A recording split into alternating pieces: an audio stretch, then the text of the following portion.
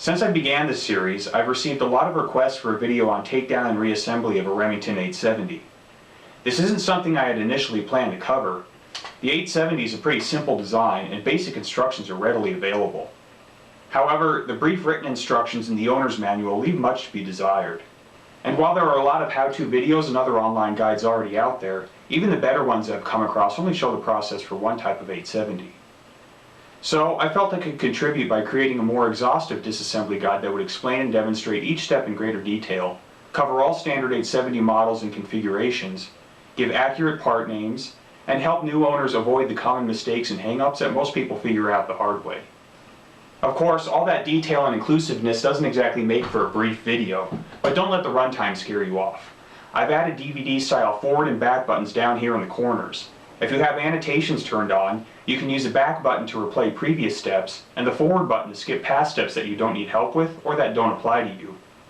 In addition, there's a video outlined in the description with clickable time codes for each step, so you can see at a glance how this video is organized, and jump directly to a particular step at any point. Alright, let's get started. As always, the first step is a safety check. Make sure the gun is on safe, and the chamber and magazine are empty. When I'm doing a complete takedown, the trigger plate assembly usually comes out first. It can be removed at pretty much any point in the disassembly process, but I found that having the trigger plate and shell carrier out of the way makes other steps a little easier. The trigger plate is held in by two trigger plate pins. Pushing these out is best done with a thin screwdriver or punch, but anything sufficiently stiff and narrow will work in a pinch. I've even used the stem of a Tootsie Pop before. But if you want a dedicated pin pusher tool, a cheap scratch-all like this will work just as well as a more expensive official gunsmith tool. You can remove your pins in either direction, but the way these guns come from the factory, it's easiest to push out the front pin from right to left and the rear pin from left to right. If you like, you can switch the front detent spring over to allow both pins to be easily removed and reinstalled in the same direction. See this video for details. Before removing the pins, close the action to take any downward force off the trigger plate assembly. Now, holding the receiver up off your work surface, place your tool in the center of the pin and push it straight through and out. Put it somewhere where it won't roll away and get lost, then turn the gun over and repeat the process with the other pin.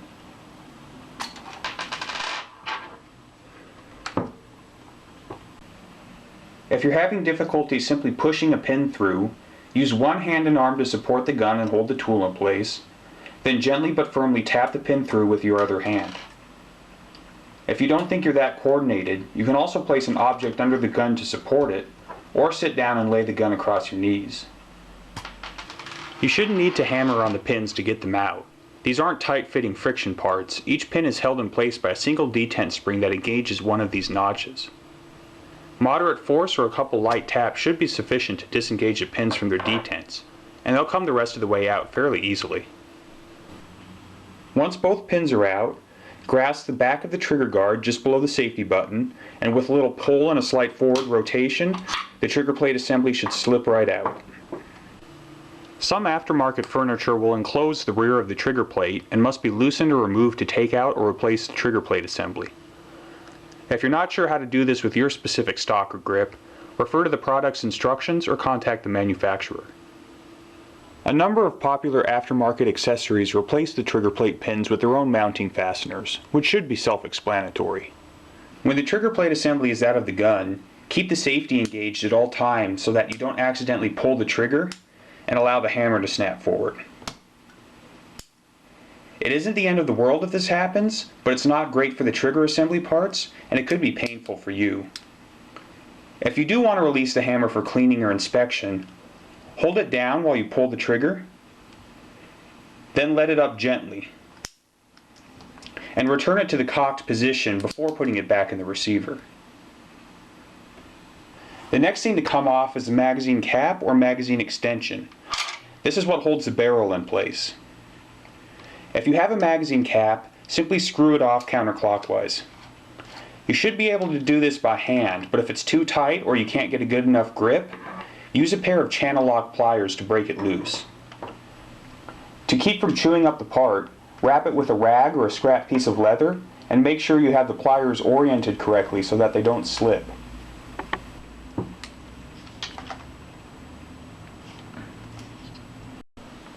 Now, even when empty, the magazine spring will be under compression inside the tube, and it can launch a cap with impressive force. 870s without magazine extensions usually come from the factory with a magazine spring retainer that holds the spring in the tube when the cap is removed. But this is an optional part that not all owners opt to use. If there is a spring retainer, leave it in the tube for now. If you want to take it out, it'll be easier to do so later on. If your gun doesn't have a spring retainer, or you're not sure if it has one or not, hang on to your cap as you remove it. If your gun doesn't have a spring retainer, go ahead and pull out the magazine spring so it won't be in the way. Shotguns used for hunting may also have a magazine plug that limits the gun to a legally mandated capacity. These vary, but usually take the form of a slender rod that sits inside the spring. If you have a magazine extension, any reinforcing brackets or other tube mount accessories need to be removed before the extension can come off. To take off a factory magazine extension bracket, use a flathead screwdriver to remove the screw, then slide it off the front of the gun. If the bracket doesn't slide freely once the screw is out, pull it open slightly so it won't scrape up the gun's finish as it's removed. Aftermarket clamp-on accessories will vary. I won't try to cover every possibility here, but they're not usually too tough to figure out. Again, refer to instructions or contact the manufacturer if needed. Once everything's off the extension, unscrew and remove it just like a magazine cap. Again, the spring will be under compression even if the magazine is unloaded, so hang on to it if you don't want it to go flying across the room.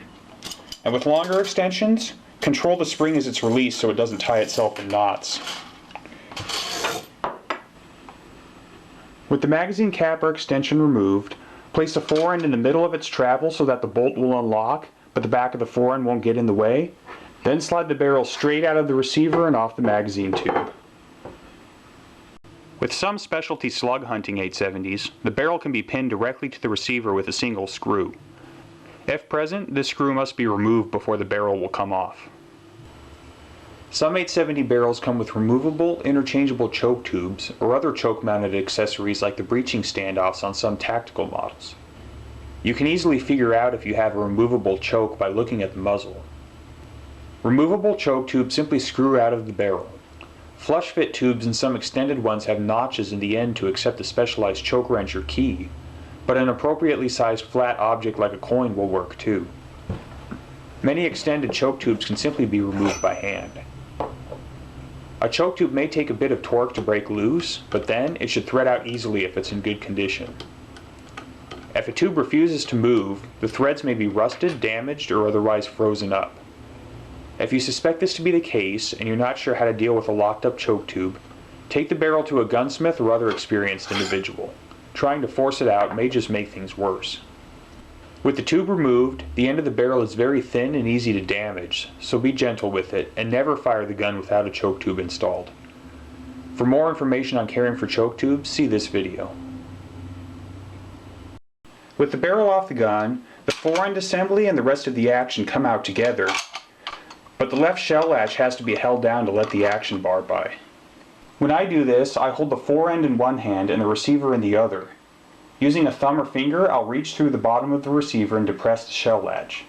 With the other hand, I'll slide the fore-end assembly and bolt components forward out of the receiver and off the end of the magazine tube. With the shell latch out of the way, these components should slide out very easily, so if something hangs up, don't force it. Check the bottom front corner of the ejection port. The slide assembly can shift up out of its notches in the action bar and catch right here if you're not holding the gun upright or inadvertently pushing up on the slide assembly. Make sure the slide assembly is sitting down in the action bar and it should come out unhindered. Once they're out of the receiver, the breech bolt and slide assemblies can be lifted off the action bars.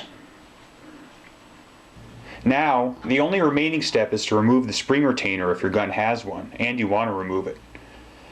Normally you can leave this where it is if you're just changing barrels or cleaning the action, but if you want to pull your magazine apart during a full takedown, it's less of a hassle with the barrel and fore-end assembly out of the way. There are two types of spring retainers. The old style retainers are sheet metal parts, while new style spring retainers are plastic, and have teeth molded into the front end that help to keep the magazine cap from backing off.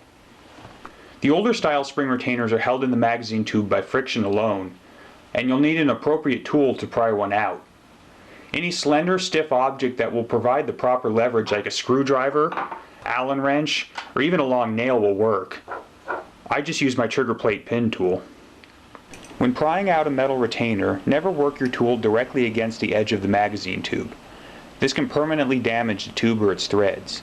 Instead, insert your tool into the hole in the center of the retainer and use the retainer itself as a fulcrum, moving the tool around to work it out of the tube bit by bit. Again, remember that there's a compressed spring inside the tube, so be ready to catch the retainer as it comes out and don't point it at your face.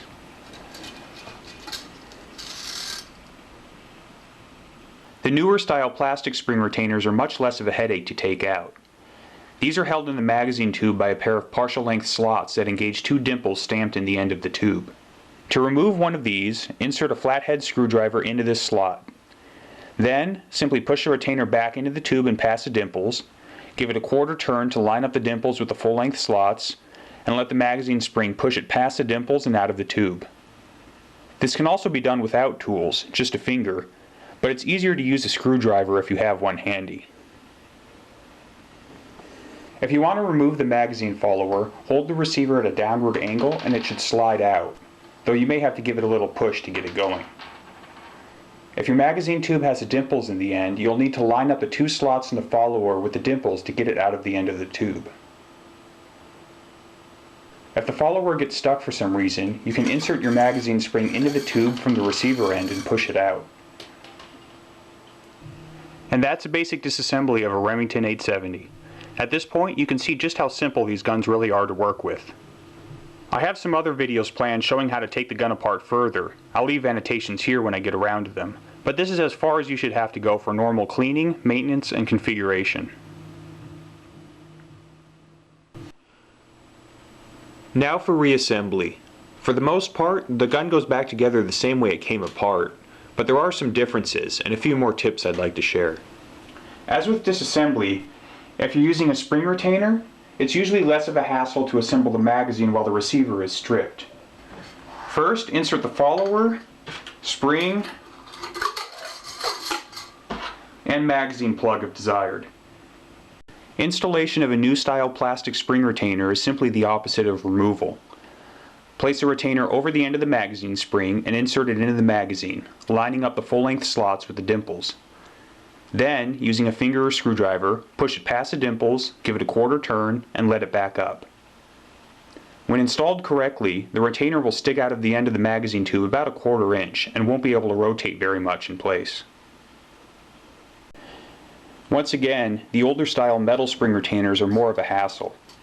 To get the retainer started in the tube, insert the side opposite the slot first, then squeeze the two halves of the retainer together and work the other side in.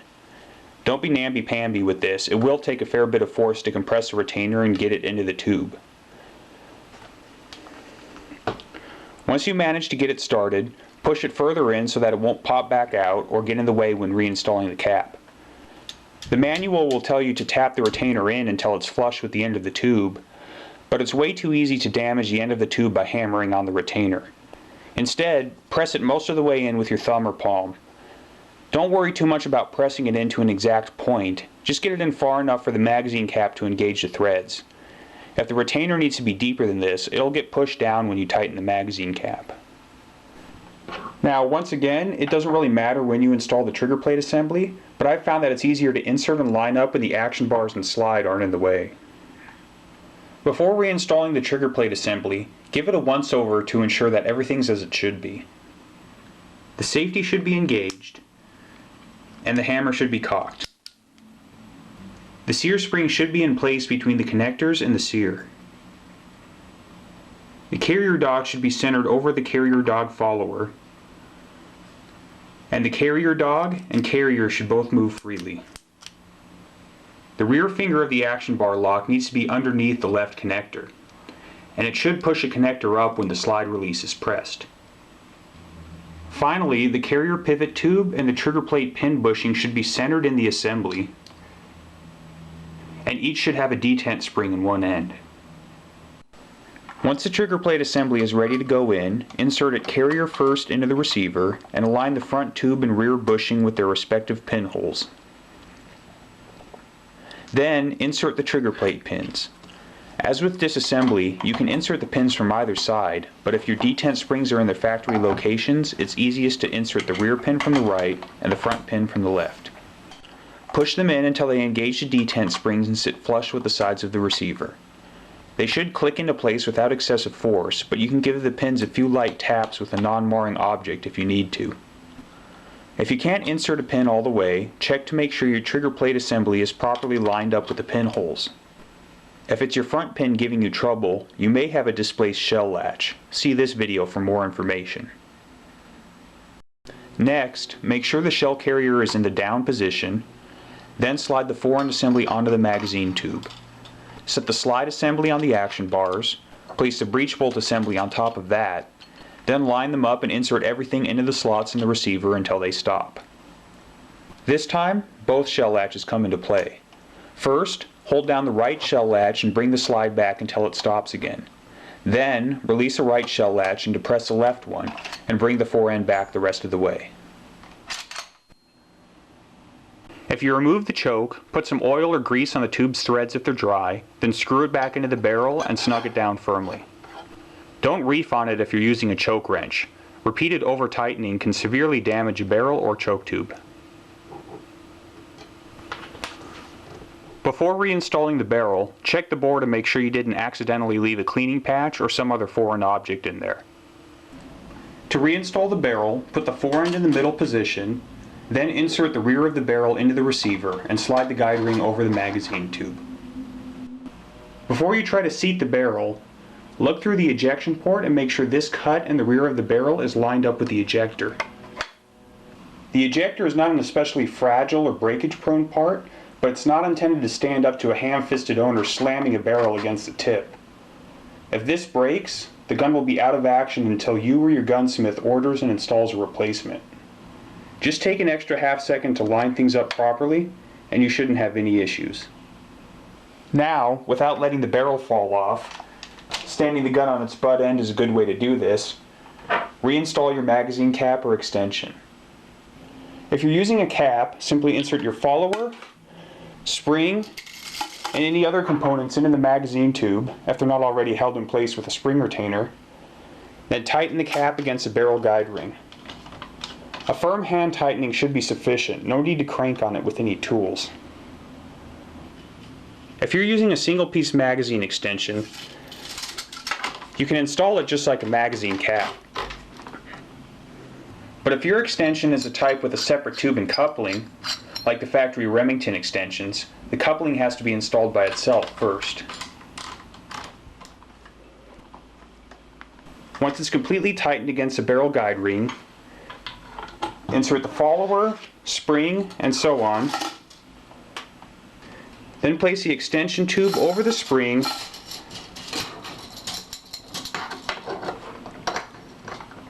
and thread it into the coupling. Tighten it down firmly, making sure not to leave a gap between the tube sections. If you're using a factory extension bracket, slide it over the barrel and extension, again bending it open if needed. Line up the bracket screw hole with the groove in the extension tube, then replace and tighten the screw.